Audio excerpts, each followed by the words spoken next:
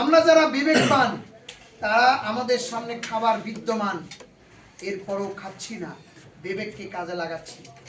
কিন্তু যে বিবেককে কাজে লাগাবে না সে খাবার খাবে, রোজা থাকবে না, রোজা ভাঙবে।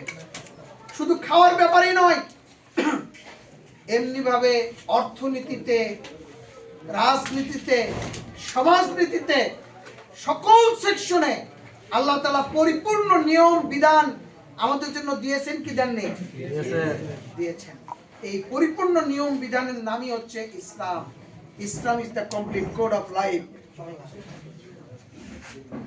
সম্মানিত ভাইরা, এই কমপ্লিট কোড অফ লাইফের যে ট্রেনিং, আমার জন্য পানি পান করা অন্য সময়ে হালাল, শুধু হালাল না ফরজ। অশরাবু আমরের সেগা, পানি পান করা আমার জন্য ফরজ। অন্য সময় খাবার খাওয়া আমার জন্য ফরজ। কুলু মানে তুমি খাও, আল্লাহর হুকুম, খাবার খেতে হবে। আর রোজাব্রত অবস্থা আমাকে এই ট্রেনিং দেওয়া হচ্ছে যে আমি আল্লাহর হুকুম মানতে পারি কিনা।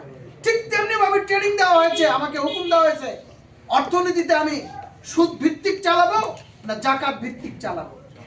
বাংলাদেশে কি সুদ ভিত্তিক অর্থ ব্যবস্থা না জাকাত ভিত্তিক অর্থ ব্যবস্থা?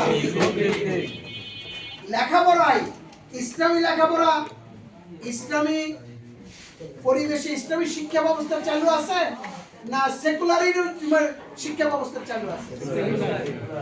সম্মানিত ভাইরা, এই জন্য সকল সেকশনে আমি এই রোজাব্রত অবস্থায় যে ট্রেনিংটা নিলাম, এই ট্রেনিং এর বাস্তবায়ন বাকি সকল সেকশনে করতে হবে। এটাই হচ্ছে রোজার শিক্ষা।